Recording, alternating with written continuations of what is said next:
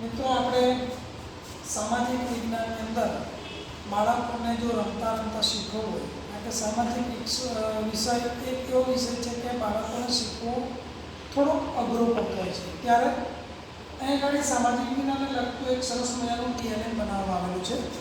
આપ સૌ જોઈ શકીશો કે ભાઈ બાળકોને આપણે જ્યારે ગામડાના બાળકોને દૂર જઈ ના શકતા હોય અને એમને આપણે આપણી વિરાસતો બનાવી હોય, બતાવી હોય, સીધી સાહેબની જાળી છે, અયોધ્યા મંદિર છે, લાલ કિલ્લો છે, સોમનાથનું મંદિર છે, અમૃતસર છે, તો બાળકોના ચિત્રો દ્વારા પણ જોડાઈ શકીએ. સાથે સાથે અહીં આગળ QR કોડ મૂકવામાં આવેલા છે. તો QR કોડ આપણે સ્કેન કરીએ એટલે અહીં આગળ QR કોડ સ્કેન કરશો એટલે અમૃતસરનો જે ઇતિહાસ છે, અમૃતસર મંદિરનો, એ તમામ ઇતિહાસ આપણને જોવા મળે. એટલે બાળકો ઘરે બેઠા પણ અમૃતસરની શેર કરી શકતા હોય છે. આગળ આપણે જોઈશું તો આગળ વાત કરવામાં આવી છે આપણા દક્ષિણ ભારતની નદીઓ અને ઉત્તર ભારતની નદીઓ. અહીંયા આગળ ભારતના નકશા મૂકવામાં આવેલા છે અને નકશાની સાથે સાથે QR કોડ મૂકવામાં આવેલા છે. અહીંયા આગળ જોઈ શકશો કે દક્ષિણ ભારતની નદીઓ છે, એ ઉત્તર ભારતની નદીઓ આપેલી છે. અહીં ભારતના રાજ્યનું પાટનગર આપ્યું છે, અહીં દરિયા કિનારો આપેલો છે.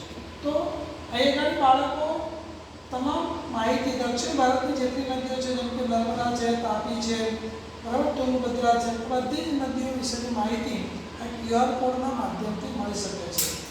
આગળ આપણે જઈએ તો ભક્તિયુગ. ભક્તિયુગ એટલે સંતોનો યુગ. બાળકોને અત્યારે શિક્ષણની સાથે સાથે આધ્યાત્મિકતા પણ શીખવી બહુ જરૂરી છે. ત્યારે વર્ષો પહેલાં જે આપણા સંતો થઈ ગયા, જેમ કે નરસિંહ મહેતા, સંત સુરદાસ, મીરાબાઈ, ચૈતન્ય મહાપ્રભુ, જ્ઞાનેશ્વર, તુલસીદાસ, સંત રૈદાસ, સંત તુકારામ, આદિશંકરાચાર્ય, રામાનુજાચાર્ય, ઘણા બધા બાળકો એવા હશે કે જેમને નરસિંહ મહેતા કોણ છે ખબર નહીં. તો આ તમામ સંતો વિશે ભક્તિયુગ, જ્યારે ભક્તિનો યુગ ચાલી રહ્યો હતો એ વખતે આ સંતોનો ખૂબ મહિમા હતો અને આજે પણ એમનો મહિમા ગવાય છે. તો આ QR કોડના માધ્યમથી નરસિંહ મહેતાની સંપૂર્ણ વિગત આપણને મળી શકે અને આ ભક્તિયુગનો માર્ગ જે છે એ પણ બાળકો સરળ રીતે સમજી શકે. ત્યાર પછી આવે છે આપણો ઇતિહાસ. ભક્તિયુગ પછી આપણો ઇતિહાસ શરૂ થયો. એમાં આવે છે ચાણક્ય, ગૌતમ બુદ્ધ, મહાવીર સ્વામી, ભારતનું બંધારણ. અહીં આગળ આપણે ગૌતમ બુદ્ધ એ જન્મી અને કેવી રીતના આપણને ઉપદેશ આપ્યો, મહાવીર સ્વામી પણ આપણને કેવી રીતના ઉપદેશ આપ્યો, એની વિગતો આપણને આપવામાં આવેલી છે. સાથે સાથે QR કોડના માધ્યમથી આપણે એમનું જીવન ચરિત્ર પણ આપણે જોઈ શકીશું. મિત્રો, આપણે સૌ જાણીએ છીએ કે ભગવદ્ ગીતા એ આપણું ધર્મ પુસ્તક છે અને ભગવદ્ ગીતા વિશે જાણવું ખૂબ જ જરૂરી છે. મહાભારત છે, ગીતાનો સંદેશ આપેલો છે, રામાયણ આપેલું છે.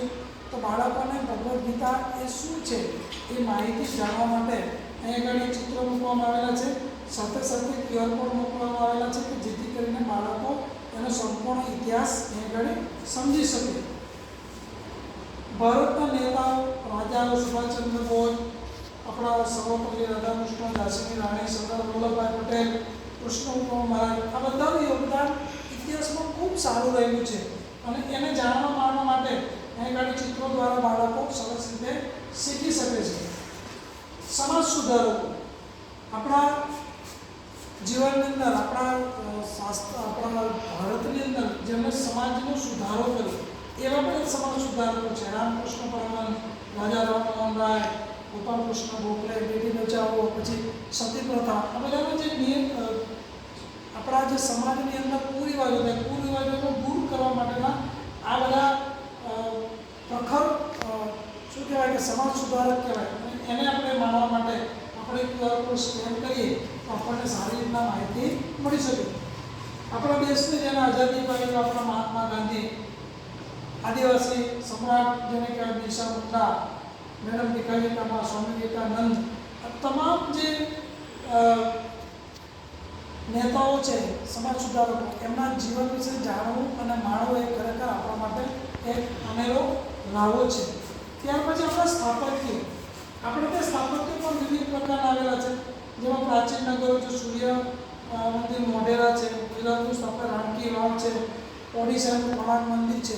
આ બધા સ્થાપત્ય એવા છે કે આપણે ત્યાં જોઈએ, જાણીએ અને માણીએ ત્યારે આપણને લાગે કે ઓહો, આટલું અદ્ભુત સ્થાપત્ય છે.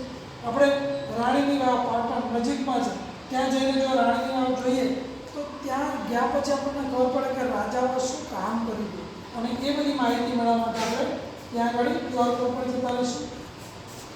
ભારતના ક્રાંતિવીરોની માહિતી અહીં આગળ આપણને આવેલી છે અને આપણા સમાજ સુધારકો પણ અહીં પણ આપેલા છે. તો આવી રીતના સામાજિક વિજ્ઞાનને સરળતાથી શીખવા માટે એક સરસ મજાનું મોડેલ અહીં આગળ બનાવેલું છે.